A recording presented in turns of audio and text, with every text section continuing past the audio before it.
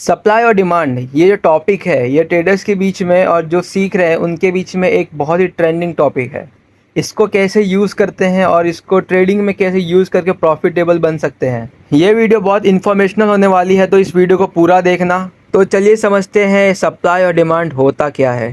तो पहले इसे समझने से पहले हमको ये जानना होगा कि मार्केट काम कैसे करता है और मूव कैसे करता है।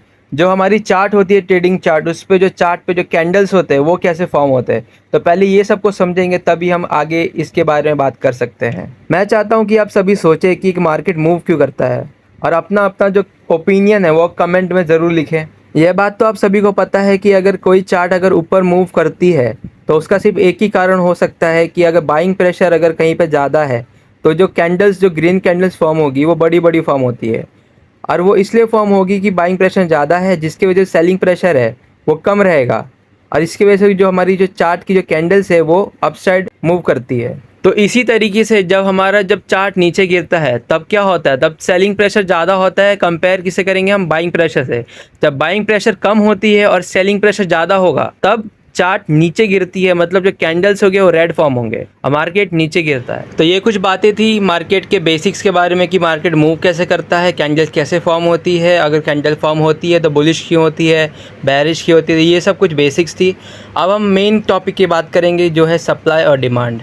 तो जैसा कि आप देख सकते हैं कि जो रेड वाले जो पीपल है वो रिप्रेजेंट कर रहे हैं सेलर्स को और जो ग्रीन वाले हैं वो रिप्रेजेंट करते हैं बायर्स को। अब आपको यहाँ से बहुत ही ध्यान से सुनना है, तभी जाके आप एक प्रॉफिटेबल ट्रेडर बन सकते हैं अगर डिमांड और सप्लाई का सही यूज़ करना सीख गए तो।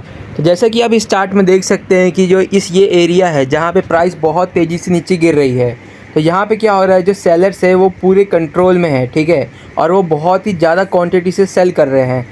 अब जैसे कि जो चार्ट नीचे जा रहा है तो अब जो बायर्स होंगे वो अब सेलर से अगेंस्ट फाइट करेंगे, जिसके वजह से जो थोड़े थोड़े पुल बैक्स आते रहेंगे और एक ग्रीन कैंडल फॉर्म होगी उनके अगेंस्ट में। पर यहाँ ओवरऑल जो चार्ट है वो बेरिश है, ठीक है। अगर इस प्राइस को रिवर्स करना है, अगर चार्ट को रिवर्स करना है, ट्रेंड को रिवर्स करना है, तो यहाँ पे जो बायर्स है अगर ज़्यादा मात्रा में बायर्स आते हैं, ठीक है, तब जाके चांस रहता है कि जो बाइंग प्रेशर वो ज़्यादा हो जाए सेलिंग प्रेशर से, जिसकी वजह से एक रिवर्सल देखने को मिल सकता है। और ये सेम अपसाइड मूवमेंट के लिए भी होता है। ये तो हो गए मार्केट के ऊपर की कुछ बेसिक्स बातें, ठीक है। अब कुछ गहराई में चलते हैं और पता करते हैं कि भाई क्या साइकोलॉजी होती है ट्रेडर्स की ट्रेड करने में। पहली बात आपको ये समझना होगा कि अगर आप कोई एक ट्रेड बाय करते हैं तो उसी समय कोई ऐसा है वहाँ पे जो सेल कर रहा है, कोई एक ऐसा रहेगा जो आपके हमेशा अपोजिट डायरेक्शन में ट्रेड करने की कोशिश करता है। अगर आपको प्रॉफिटेबल ट्रेडर बनना है तो आपको एक प्रॉफिटेबल ट्रेडर की तरह सोचना भी होगा। अगर आपने कोई ऐसे में एंट्री करी है या बाय किया है जहाँ पे एक प्रॉफिटेबल ट्रेडर ने सेल किया है तो आप एक बैड ट्रेडर कहलाएंगे। तो चलिए अब हम चार्ट पर सप्लाई और डिमांड जोन को बनाने की कोशिश करते हैं। तो जैसा कि आप देख सकते हैं यहाँ पे जो प्राइस है इसने यहाँ पे बहुत बार सपोर्ट लिया है, तो ये हमारा होता है एक सप्लाई जोन, जहाँ पर जब भी प्राइस वापस आएगी तो यहाँ पे एक बड़ा जो बायर्स की जो मूवमेंट होगी, ठीक है, जो ट्रेड करने की जो एंट्री होगी वो बहुत बढ़िया आएगी, जिसकी वजह से यहाँ से जो प्राइस है ऊपर जाने के चांसेस बहुत ज़्यादा बढ़ जाते हैं। अब बात करते हैं डिमांड की। डिमांड देखिए एक तरह का वो रेजिस्टेंस लेवल होता है जहाँ पर प्राइस जब ऊपर अपसाइड जब मूव करती है तब उसको एक रेजिस्टेंस लेवल फेस करना पड़ता है। जब ज़्यादा बार वो जब होता है तो वो हम एक डिमांड जोन बन जाता है। वो जो एरिया होता है वो हमारे एक डिमांड जोन का काम करता है। जब भी उस प्राइस उसके पास जाती है तो जो सेलर्स होते हैं एक बड़ी अमाउंट में एक साथ आकर वहाँ पे एक सेल कर देते हैं। इसके वजह से जो मार्केट के जो प्राइस है वो गिरने शुरू हो जाते हैं और यहाँ पे एक एंट्री बहुत अच्छी बन जाती है सेलर्स के लिए। तो जब भी प्राइस सप्लाई या फिर डिमांड के पास होती है तो वहाँ पे एक अच्छी एंट्री बना सकते हैं आप।